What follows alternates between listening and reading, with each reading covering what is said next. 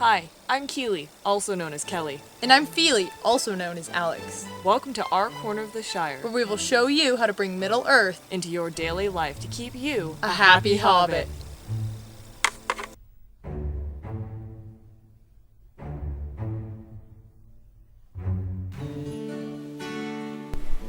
Welcome to this episode of Happy Hobbit. It is February, and believe it or not, as you can probably tell from my attire, we are experiencing a strange heat wave. Now, while many people are enjoying it and heading out into the beach, we are having temperatures between 75 and in some places 80 degrees, which is highly unusual for this time of year. This is usually when we're getting our rain, but I'm not going to get into that because that's just going to stress me out because we really need more rain. But anyway, one thing that this little heat wave is doing is wreaking havoc with winter vegetables. So if you don't know, when you plant cool season crops, they do best in the cold. So I started a bunch of Napa cabbage from seed, and unfortunately, due to the soil warming up from this little heat wave, it's all starting to bolt.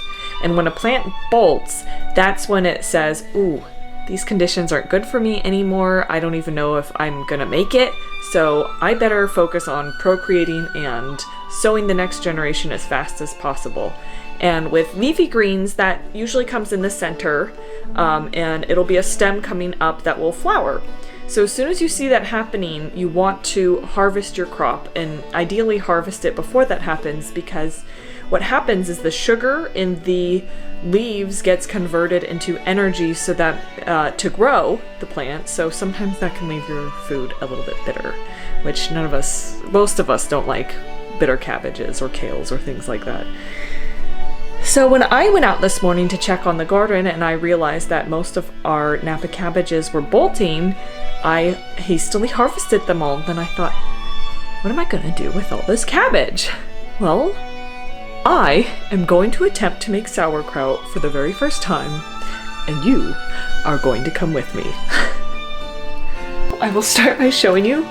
This is some of the cabbage harvest, because I did plant quite a lot thinking that we would cut it as it matured and eat it, which that's how we started.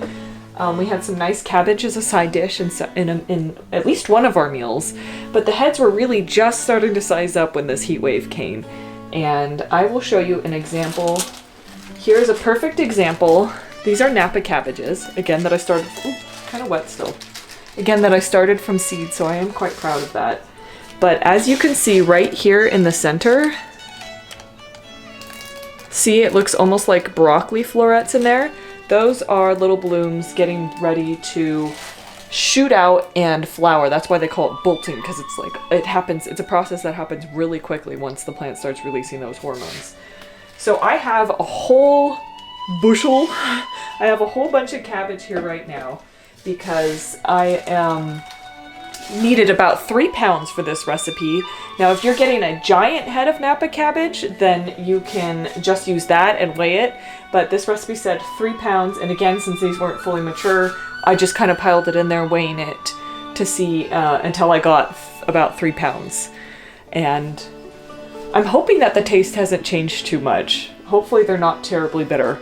But I'm going to be fermenting them anyway, so we'll see how it goes. To make this recipe, you will need roughly 3 pounds of cabbage. Napa cabbage is a good choice, but other green cabbages work as well. And I think you can also do it with red cabbage. You could also make a beautiful sauerkraut with mixed cabbages if you wanted. You will need a large bowl, a 2-quart mason jar or something equivalent, kosher salt, measuring spoons, and some sort of breathable cloth. I'm using these, what are they called? Eco-ware bags that we use for storing our salads and stuff, just because they're very breathable and they're reusable. You can just chuck them in the washing machine to clean them. So I'm going to be using that to let the jar breathe as it ferments. To begin with, I've wiped everything down with warm soapy water. I've washed the mason jar and rinsed it really well to make sure there's no soapy residue, because you do want to make sure everything that you're working with is clean. Not quite as insanely clean as when you're making wine, if you've watched our winemaking episodes, but you do want to make sure it's very tidy, because the fermentation process is actually going to be started by healthy bacteria that are already on the leaves of the cabbage. So since this is cabbage from my garden, I'm going to be scrupulous as I chop it up and remove any extra dirt, because there will always be little nooks and crannies where some residue may, like, look, there's a little bit of bark, just because bugs get in there, see, and carry stuff with them around. Yeah, little pieces of, actually it's been very windy off and on, so I think that's actually pieces of the pine tree above it. But another thing to do is look for leaves like this. They're just not quite so appealing. See how it's yellowed and got a hole in it? So a good thing if you have chickens would be to feed these to the chickens or add them to your compost pile or try to do something to recycle the organic matter. So go through your cabbage, even if it's a store-bought cabbage, and just pull off any outer leaves that look questionable. This one's a little yellowed.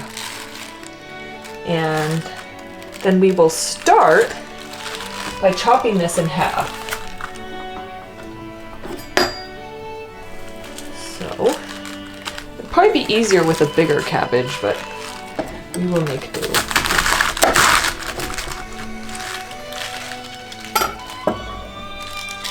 Yeah, see, this one's so small, it never really got a chance to form a heart. The cabbage doesn't have a heart. But I'm gonna do what I can with it.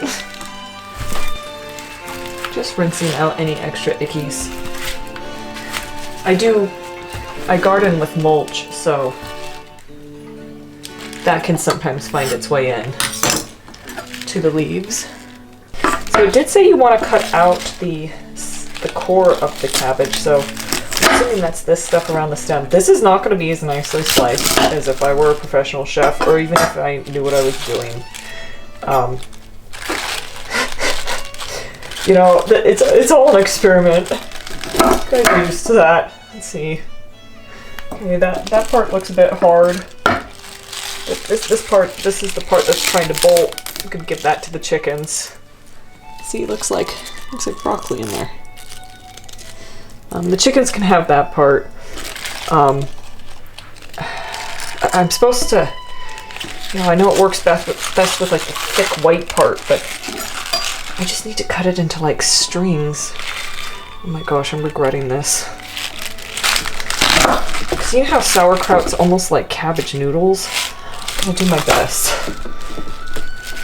All you can do is your best. And even if it doesn't look the greatest, maybe it will still taste okay.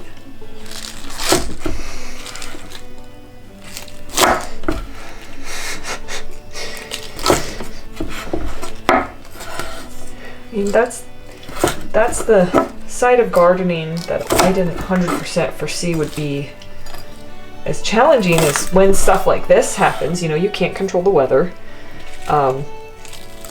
When you suddenly have a crop come in all at once, and there's no way you can eat all of it while it would still be good, you have to come up with creative ways to preserve it. And I'm sure that's where, I almost said coleslaw.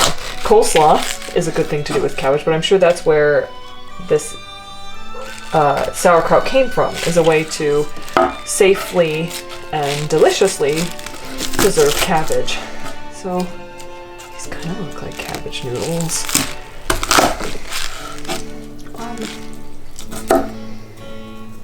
Cut off these little hard bits. Chicken food.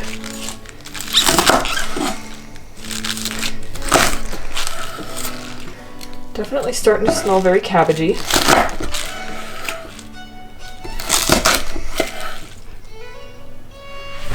I do garden with mulch, so some of these little bits are just little pieces of bark. I put the mulch on the soil to try to help preserve moisture because, as I mentioned earlier, moisture sometimes is hard to come by. Here, increasingly hard these last several years that we've had droughts. So I'm gonna hope that this is diced up enough and go ahead and put that in my big container. So I'm gonna try to pull it apart a little as I put it in here, just to try to separate some of the leaves. Because again, this wasn't the most ideal chopping job.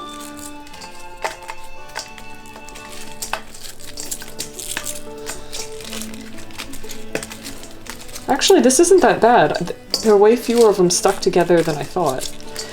This also seems like a tremendous amount of cabbage to me. So we'll see how that goes. I don't know how all this cabbage is going to fit in that little jar.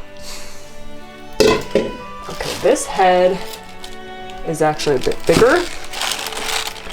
I'm just going to go ahead and chop off the booty. Bye-bye booty. Oh, booty had a brown thing in it. Look. So, let's see. What's in there? Oh, it's just a piece of bark? Yeah, it's just a piece of bark. As the leaves were forming, it looks like it scooped up some of the mulch with it.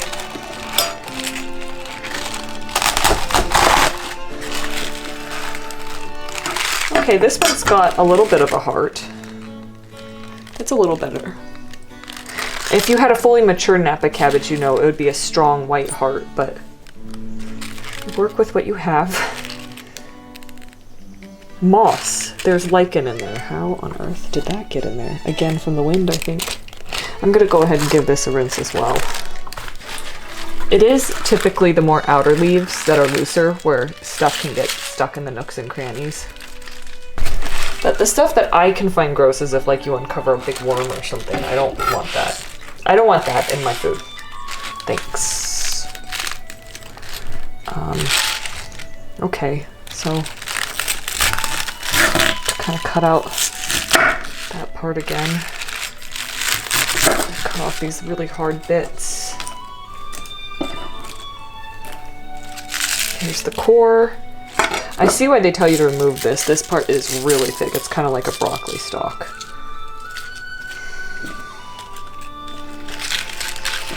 And I will continue dicing. Part of this awkwardness is my shoulder's trying to bump the microphone, and that would make awful sounds. So that's part of why this is extra awkward for me. I'm not quite standing aligned with the cutting board as I should be.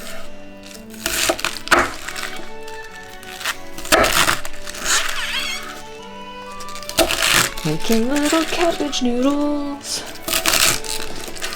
Cabbage noodles. If I was really healthy, I would eat cabbage noodles. Like, I would find a way to replace my pasta with these. Alright, let's add them. Again, not too shabby. But also, this is already looking like enough cabbage. So, If I end up with a ton of salted shredded cabbage but won't fit in that jar, maybe I can put it in some coleslaw for tonight, because I certainly don't want to waste it. You go through all this effort to protect and grow and care for these plants. The last thing you want to do is let it go to waste.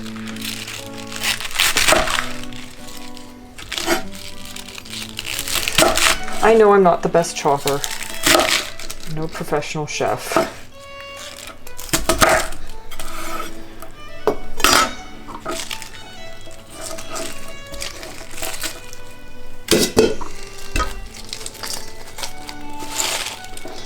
Those ones are kind of stuck together. That looks pretty thick.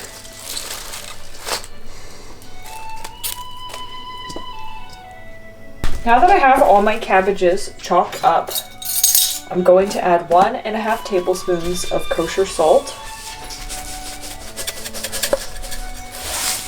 It's going to take a while to fill a tablespoon. Oops. And the recipe says this is at first not going to seem like enough, but that it is. So let's just sprinkle it on top. And then you are going to work this in with your hands. And if I didn't mention earlier, it is important to keep washing your hands throughout this process. And I mean, it's always good to have clean hands when you're cooking anyway. It's good to have clean hands all the time, what am I saying? But especially for making this recipe. So there's 1, and here's 1/2. And this part of the process is actually going to take 5 to 10 minutes. What the salt's going to do is suck a lot of the water out of the leaves and make them start getting limp. So just to be extra safe, sprinkling in the salt. that I'm gonna go ahead and wash my hands for the millionth time. I'm used to winemaking, okay? And now I'm gonna start massaging it in. And I believe the idea is just to really coat the cabbage with the salt. From my limited scientific, oops, cabbage is falling, that's alright. Few casualties because this is a lot of cabbage. From my limited understanding, I think that salt is also going to be something that helps protect the cabbage against bad bacteria. Don't quote me on that. Just my guess. So I'm going to be doing this, I guess, for 5 to 10 minutes.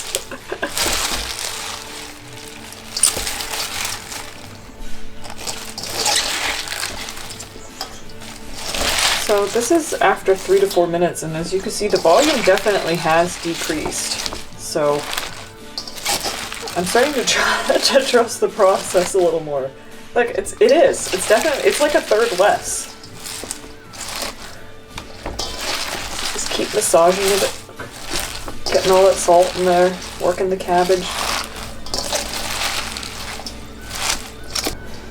So this is after a full 10 minutes of massaging in the salt and letting it tenderize the leaves, and I am so impressed by how much the volume has shrunk up compared to what we started with. So now it's time to put it into the jar. And if you have a canning funnel, you can use it. I don't think we have one, so I'm going to just use my hands and take a small amount. Shove it in there.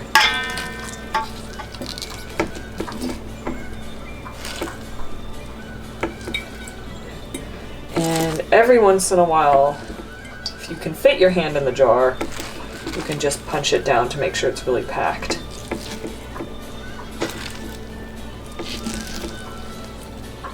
Oh, I guess I can. Oh yeah, I can fit my hand in there. So I think this will continue to condense as the salt does its magic and as the bacteria has an opportunity to get to work. This is a way people have been preserving food for centuries. So that part's really cool, having that link to our past as humans or as dwarves or as hobbits. I find it hard to believe any of the darker races, like orcs, would have the patience for this kind of process. I suppose you never know. I don't really see fermented food being an elven thing other than it's healthy. Definitely feels more Hobbit human. Wow, I am very impressed. It's the perfect amount for this jar. And now I am going to just add the little bit of liquid that seeped out of the cabbage.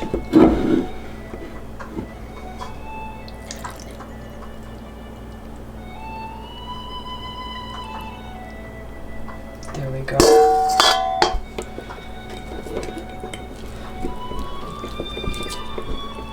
Beautiful. Look at that. So as one final step to let it start fermenting, I'm going to take a jam jar that's clean, it's been through the dishwasher, and I filled it with pie weights. And what I'm just going to do is set it on top of the cabbage to try to help, yeah, there we go, weigh it down. And this will help the liquid rise to the top and cover the cabbage completely. And if after 24 hours there isn't enough liquid, you can mix a salt and water mixture, but let's get to that tomorrow. So in the meantime, I'm going to take my breathable fabric, put it on the top, get a rubber band, seal it, and let it do its thing. And now over the next 24 hours, I'm going to come by every once in a while and kind of punch it down. I guess I'll just push on the jam jar and try to help encourage that liquid to bubble up to the top. Kind of looks like a little medieval lady wearing a wimple.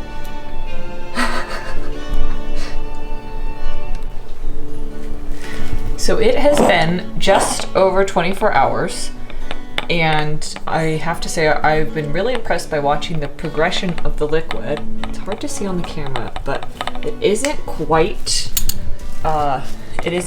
covering the cabbage. Look at that though. It's very close. So what I'm going to do is mix 1 teaspoon of kosher salt with 1 cup of water and add that to it until the cabbage is covered. Teaspoon. Salt.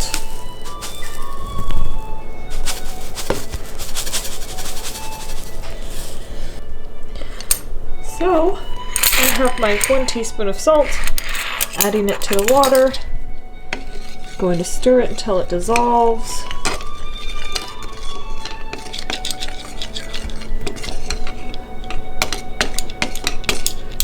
Then what I'm going to do is take out this jam jar that I filled with pie weights, if I can. It definitely smells cabbagey in there. Oh no, it's kind of stuck.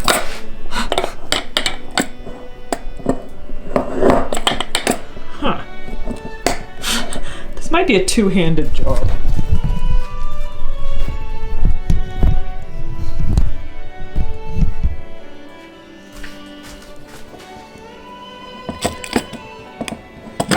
There we go. Let's have a peek. Very green for coleslaw, but I suppose that's just because of the type of cabbage I used. So I'm going to pour this in. Looks like I'm actually going to need a little more. So depending on how much you need, just keep using that ratio of 1 cup water to 1 teaspoon salt, and either only add some of it or, as in my situation, add a little bit more. I actually totally screwed that up. It's supposed to be 1 teaspoon per cup, so I just added a little extra salt here to make up the difference. Now we can comfortably say it's covering the cabbage. I'll poke that little leaf down. And I'm gonna cover it back up with its little wimple and let it to continue to ferment.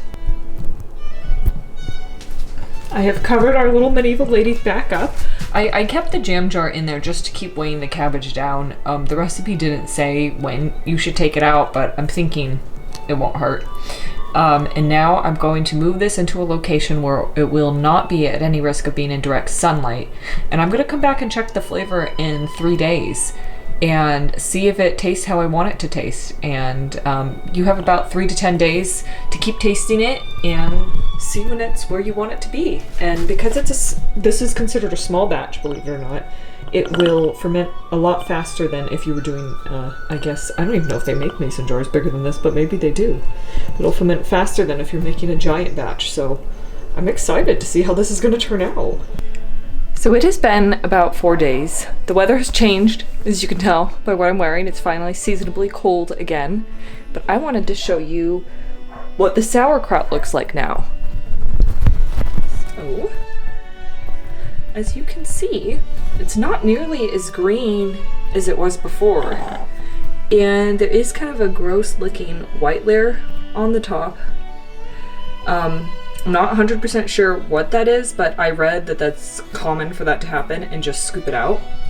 So that's what I'm going to do. I'm going to scoop it out, and then I'm going to do a taste test, because it has been, I'll have to check the calendar, but I think 4 days. Let's see. Oh boy, I don't know if I can take, I'm going to have to use both hands to take the jam jar out. Make sure they're clean.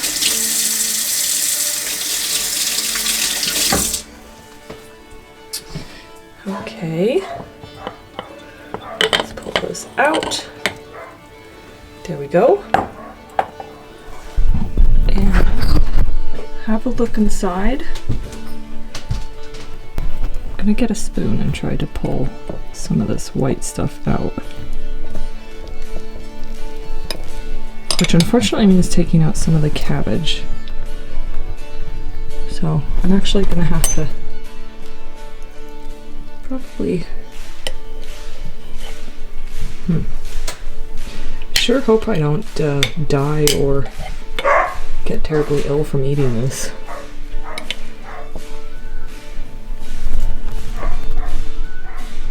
I mean, it looks pretty funky, but I guess it's supposed to. It sure smells cabbagey.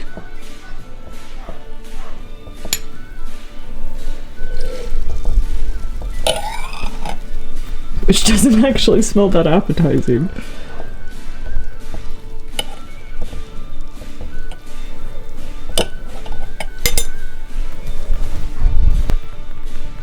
So I just double checked the recipe. Bubbles, foam, and the white scum are all signs of happily fermenting sauerkraut. So again, to determine doneness, you have to taste it to see if it's where you want it. So I guess that's what I'm gonna do. Oh boy. I'm gonna try to take a piece, not like right from the top. You can't even, sorry, I can't tell what I'm filming.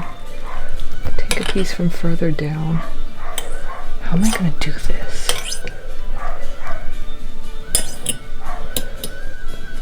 Come here, you little sauerkraut. Alright, here we go. Sorry, that was a horrible angle. It doesn't smell that great.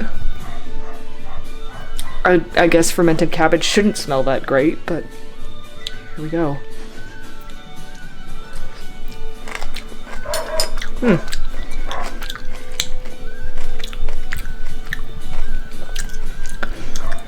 Right now, see, I just had a cinnamon candy in my mouth, so that was a big flaw on my part, but right now it just kind of tastes like salty, soft, kind of tangy cabbage.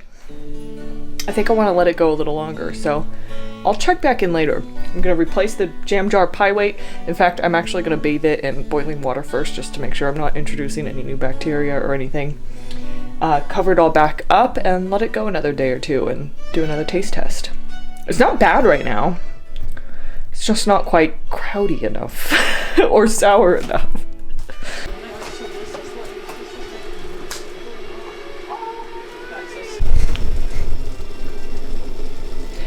It has now been 10 days and I'm going to check on the sauerkraut.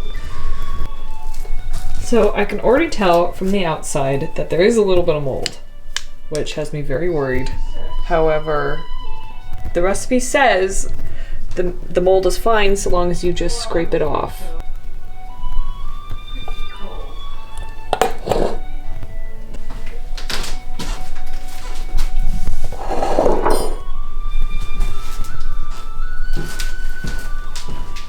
That actually looks really scary to me. Alas, I am sad to say that I don't feel comfortable serving this to my family, and I'm afraid to try it myself because from my research, white and gray mold is fine to scrape off. However, once it gets black or orange, as ours was, probably best to throw it out because it's just not worth the risk. And I'm just sad because you saw all the cabbage and work that went into this, but it's better to be safe than sorry. And it still was not a wasted effort. It was still a wonderful, fun experiment, and I think I'm gonna try it again. In full disclosure, I said this was day 10, but it's probably more like day 15 because it was on a low shelf and I kept forgetting about it, so that could be why I have the yucky mold. So I'm gonna try it again, and probably with some cabbage I buy from the store so that I don't feel like the cabbage I grew from seed is just going to be thrown out. But in fairness, I couldn't have eaten all that cabbage before it spoiled anyway, so I guess I'm coming out even. So I hope you enjoyed this episode with my failed sauerkraut. If you make some, I hope it is far more successful. Please share your results with us. We'd be delighted to see them. And I hope that this video has left you a very happy Hobbit. Thank you for watching.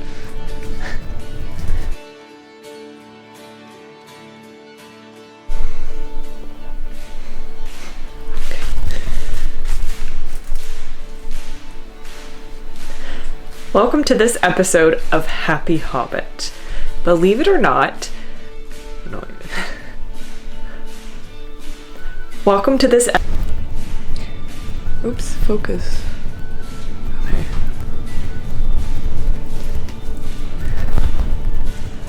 Well, unfortunately, so it is safe to eat if there's gray or white mold, but some of that was pink. So I'm actually, unfortunately, not going to eat this. I just don't think it's worth the risk. And I did let this go a little longer than the 10 days because I put it down low and I forgot about it, which is a recurring theme in my life. So I didn't realize it.